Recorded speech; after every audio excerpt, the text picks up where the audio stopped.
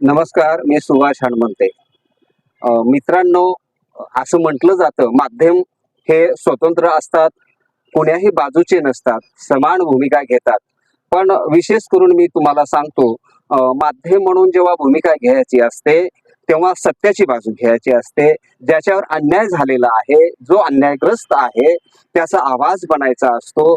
जर आपण न्यूट्रल भूमिका म्हणून पाहत राहू, तर ज्याच्यावर अन्याय झालाय त्याची बाजू घेतली नाही, तर त्याच्यावर पुन्हा आपण अन्याय केल्यासारखा होईल. जर आपण सत्याची बाजू घेतली नाही, सत्य बोललो नाही, तर त्याचा अर्थ असं होईल आपण असत्याच्या बाजूचे आहोत. म्हणून चार्वाक दर्शन सुरुवातीपासून अतिशय अभ्यासपूर्ण पद्धतीने या अवकड वर्गीकरणाचं जाहीरपणे समर्थन केलेलं आहे आणि त्या प्रत्येक आंदोलनाचा आवाज बनण्याचा प्रयत्न केलेला आहे.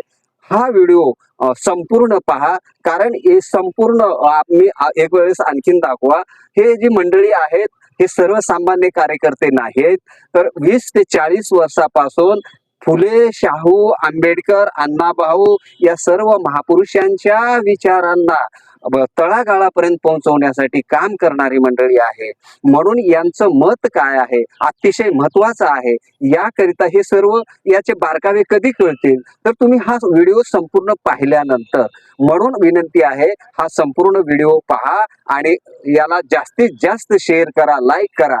आणि आणखीन एक विशेष विनंती अशी आहे की व्हिडिओला माझ्या चॅनलला जर तुम्ही सबस्क्राईब केलं नसेल तर नक्की सबस्क्राईब करा, कारण आपलं चॅनल आणि आपला आवाज महाराष्ट्राच्या विविध जिल्ह्यामधून काही संघटना प्रमुख मंत्रालय मुंबई इथे येऊन महाराष्ट्रामध्ये जे सध्या अवकड वर्गीकरणाबद्दल जे वादांग चालू आहे, एका बाजूला वर्गीकरणाच्या समर्थनात लोक रस्त्यावर आहेत, तेवढ्याच ताकदीनं त्याच्या विरोधात सुद्धा आहेत.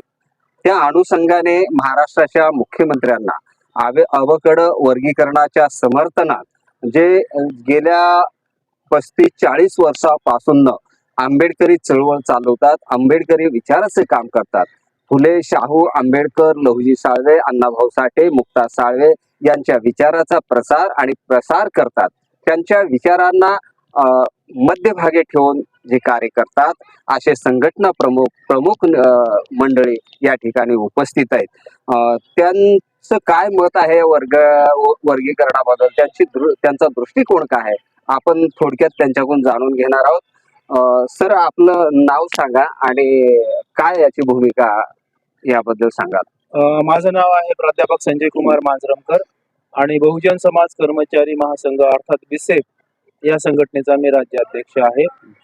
आणि जेव्हा सुप्रीम कोर्टाने 1 ऑगस्ट 2024 मध्ये रिझल्ट दिला आणि त्याचं इम्प्लिमेंटेशन भारतातल्या अनेक राज्यामध्ये होत आहे, पण महाराष्ट्रामध्ये अद्याप झालेलं नाही. म्हणून त्याबद्दल जी काही उलटसुलट चर्चा होत आहे, खरं तर तशी होण्याची आवश्यकता नव्हती, कारण सुप्रीम कोर्टानं दिलेला हा निर्णय आहे आणि प्रत्येक राज्याला तो अंमलात आणणं अत्यंत आवश्यक आहे, बंधनकारक आहे.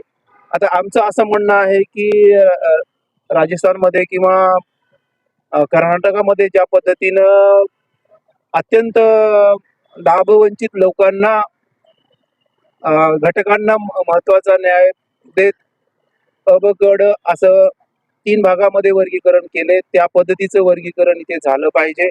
आणि त्या संदर्भामध्ये समर्थनामध्ये आज आम्ही मुख्यमंत्र्यांना, मुख्य सचिवाला निवेदन दिलेलं आहे आणि आमची भूमिका मांडलेली आहे. कर्नाटक आणि हरियाणाच्या पॅटर्नवर अवकड झाला असं म्हणतात. सर, आपलं नाव सांगा आणि आपले थोडक्यात भूमिका सांगा. माझं नाव आहे HP कांबळे. मी नांदेडवरून आलेलो आहे. फुले शाहू आंबेडकरी चळवळीमध्ये अगदी दलित क्रांतीपासून मी काम करतो आहे. बानसेप असेल, आता बिसेप असेल, त्या सर्व संघटनेमध्ये मी काम करत आलो आहे. हे काम करत असताना फुले शाहू आंबेडकरी विचार हा विविध जातीमध्ये गेला पाहिजे, हे मुख्य भूमिका होती आणि त्या अनुषंगाने आम्ही काम करतो आहोत.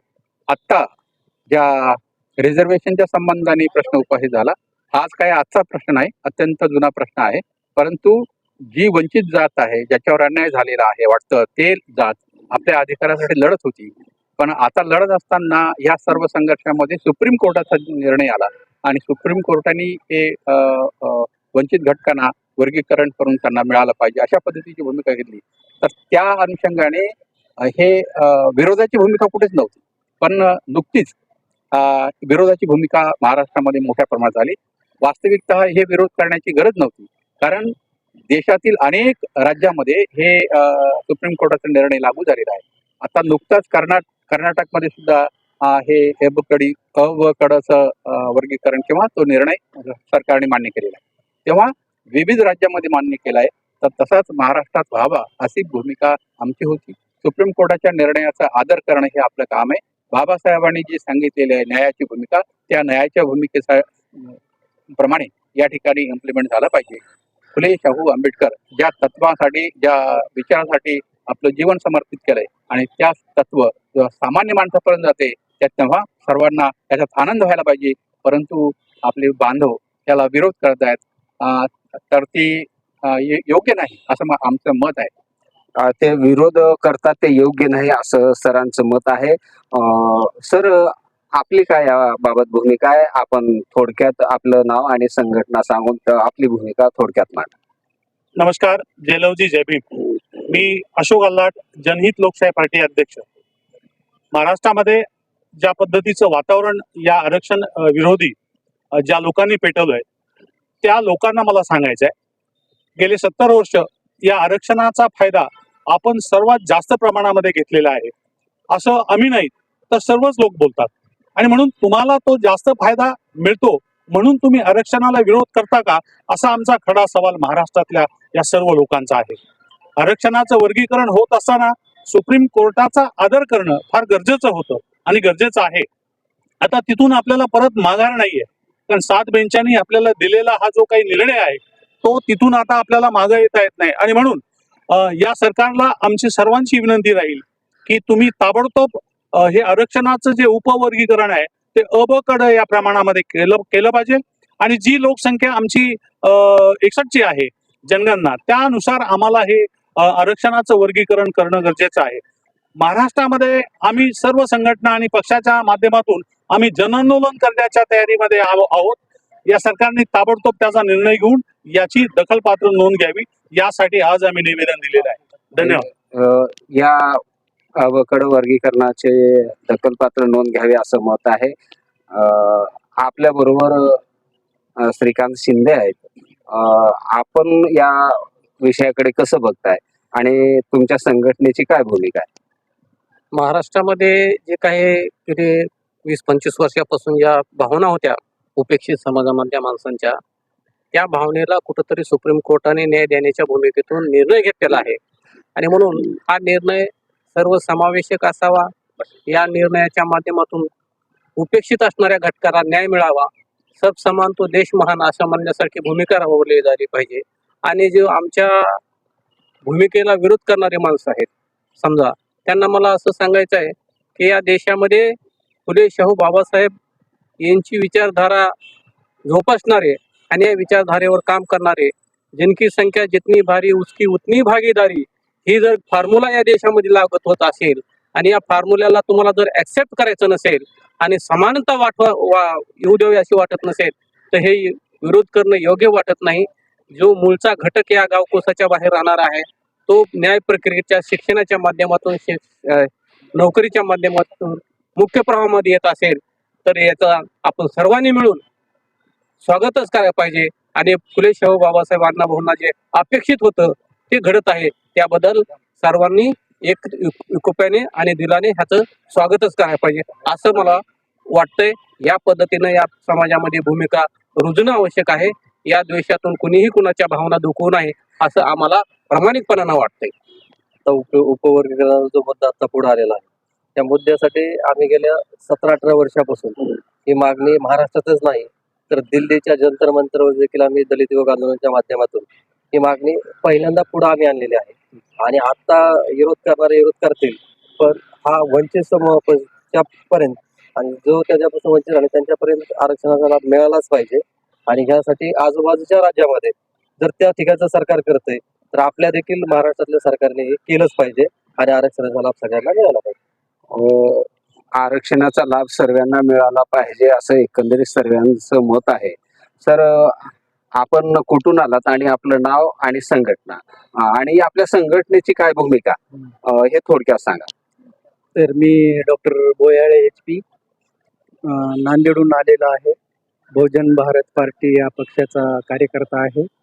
तर माननीय सर्वोच्च न्यायालयाने 1/8/2024 रोजी जो महत्त्वाचा निर्णय दिलेला आहे की आरक्षणामध्ये उपवर्गीकरण करता येऊ शकते आणि ते लवकरात लवकर भारतामध्ये किंवा महाराष्ट्रामध्ये लागू व्हावं अशी आमच्या पक्षाची धोरण राहील की जेणेकरून हरियाणा, कर्नाटक, आंध्र प्रदेश, तेलंगणा ह्या राज्यामध्ये त्या शासनाने वर्गीकरण उपवर्गीकरण लागू केलेलं आहे व त्याला मंजुरी दिलेली आहे.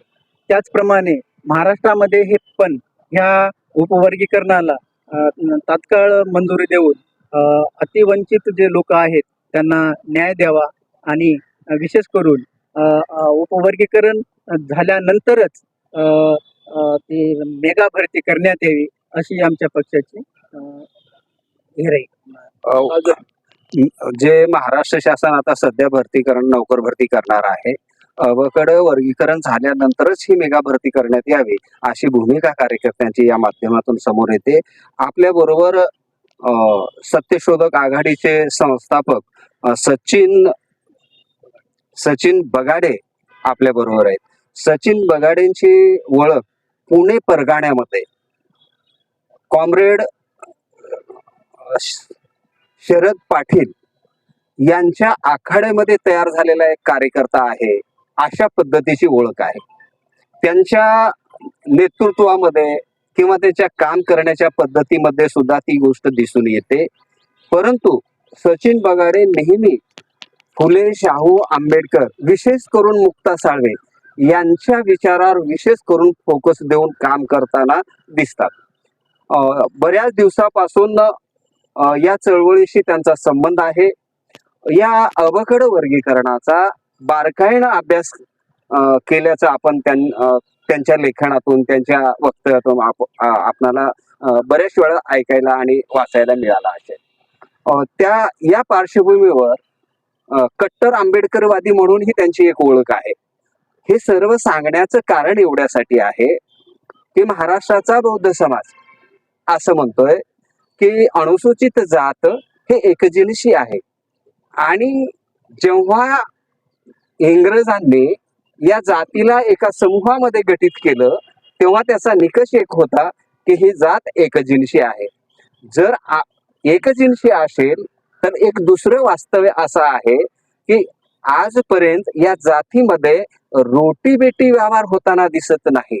म्हणून तुम्ही विशेष करून तुमच्याकडे का हा प्रश्न मांडला की पुणे परगाणामध्ये आम्ही जेव्हा पत्रकारिता करतो किंवा प्रेसच्या माध्यमातून काम करतो, एक कट्टर आंबेडकरवादी म्हणून तुमचं नाव गिनलं जातं. तर एक तुमची या विषयाकडे कशी भूमिका आहे, या प्रश्नाकडे विशेष करून तुम्ही कसं पाहताय? अतिशय रास्त प्रश्न तुम्ही विचारलेला आहे आणि अनुसूचित जातीच्या आरक्षण वर्गीकरणाच्या निमित्तानं सातत्यानं हा प्रश्न समोर येत असताना आपल्याला दिसतो की हा समाज एकजिनसी आहे. तर माझं चळवळीतला एक कार्यकर्ता आहे, मी निरीक्षक आहे आणि माझं अतिशय स्पष्टपणे म्हणणं आहे की कोणताही दलित समूह हा एकजिनसी नाहीये. कारण जर आपण पाहिलं तर 2-2.5 हजार वर्षापासून ह्या भारतामध्ये जाती व्यवस्था टिकून आहे आणि ती अतिशय गुंतागुंतीची आहे.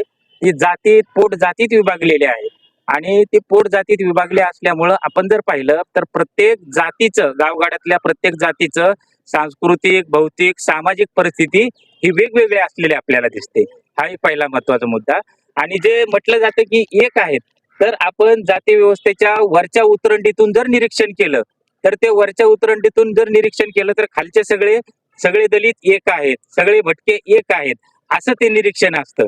परंतु जसं उतरंडीच्या आपण खाली येत जाईल तर तसं आपल्याला जातीच्या उतरंडीमध्ये आपण खाली आल्यानंतर, उदाहरणार्थ आपण जर अनुसूचित जातीत आलो तर अनुसूचित जातीत आल्यानंतर आपल्याला दिसतं की गावगाड्यामध्ये चर्मकार असतील, ढोर असतील, मातंग असतील, बौद्ध असतील, या प्रत्येकाच्या स्वतंत्र वस्त्या आहेत.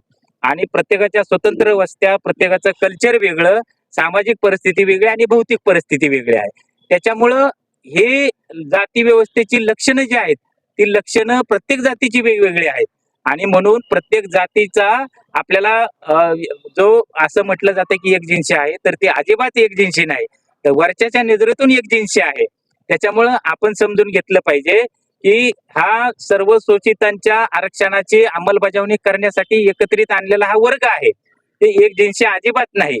त्याच्यामुळं आपल्याला आता ह्याच्या अगोदरच्या सुप्रीम कोर्टाच्या निकालामध्ये सांगितलं होतं की एकजिन्सी आहे, परंतु आताचा जो 7 जणांच्या बेंचने जो निकाल दिलेला आहे, तर त्या निकालामध्ये स्पष्टपणे सांगितलेलं आहे की दलित समूह हा एकजिन्सी नाही आणि एकजिन्सी नसल्यामुळंच त्यांच्यामध्ये असमानता आपल्याला असलेली दिसते. आणि जर एकजिन्सी असतं तर सर्वांची समान पद्धतीने प्रगती झाली असती ना, तर ती प्रगती झालेली आपल्याला दिसत नाही, म्हणून तो एकजिन्सी नाहीये.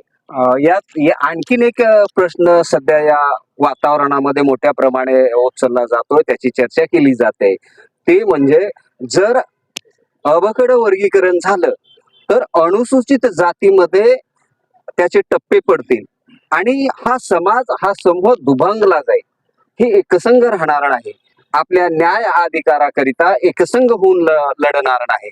जेव्हा जेव्हा या समूहावर अन्याय होतील तेव्हा तेव्हा ती एकच जात लढेल, तिच्यासाठी सर्व जाती एकसंघ होऊन लढणार नाही, हा प्रश्न प्रामुख्याने उपस्थित केला जातो. या प्रश्नाकडे आपण कसं पाहताय? खरं तर हा प्रश्न आणि त्या प्रश्नाच्या अनुषंगाने असे भ्रम तयार केलेले आहेत की दलित चळवळीत फूट पडेल वगैरे वगैरे. तर मी सुरुवातीच्या अगोदरच्या प्रश्नातच सांगितलं की एकजिन्सीपणा नाहीये, सर्वजण वेगवेगळे आहेत, परंतु तरी सुद्धा सर्वजण एकत्र यावे असंच आपलं म्हणणं आहे. परंतु एकत्रित कधी येतात, जर तुमच्यामध्ये समान परिस्थिती असेल तर त्यावेळेस ते एकत्रित येतात, परंतु तुमच्यामध्ये जर असमान परिस्थिती असेल तर ती अगोदर तुम्हाला असमान परिस्थिती दूर करावी लागते आणि त्याच्यानंतरचा पुढचा टप्पा असतो की एकत्रित येणे. त्याच्यामुळं फूट पडेल किंवा हे काय म्हणजे अशक्यप्राय गोष्टी आहेत, तर ह्या जाणीवपूर्वक निर्माण केलेले भ्रम आहेत. त्याच्यानंतर हरियाणामध्ये केलेलं आहे, आंध्रमध्ये केलेलं आहे, मग त्या राज्यामध्ये कुठं फूट पडलेले आपल्याला दिसते? तर फूट पडणे वगैरे हा सगळा तयार केलेला भ्रम आहे. फूट वगैरे काही पडत नाही.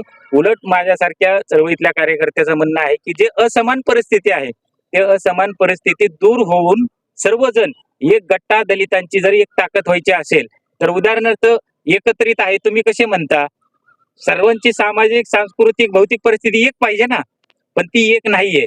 म्हणून उपवर्गीकरणाचा जो लढा आहे ना, तर तो एक बनवण्याचा आहे. माझं असं म्हणणं आहे की तुमची असमान परिस्थिती नष्ट करून सर्वांना समान पातळीवरती आणायचं आणि सर्वांना समान पातळीवरती येतील त्यावेळेस ते एकजिन्सी होतील, एक गट्टा होतील. अवकड वर्गीकरण हे विभागण्याचं माध्यम नाही, तर एकत्र करण्याचं माध्यम आहे, असं सचिन बगाडे म्हणतात. धन्यवाद.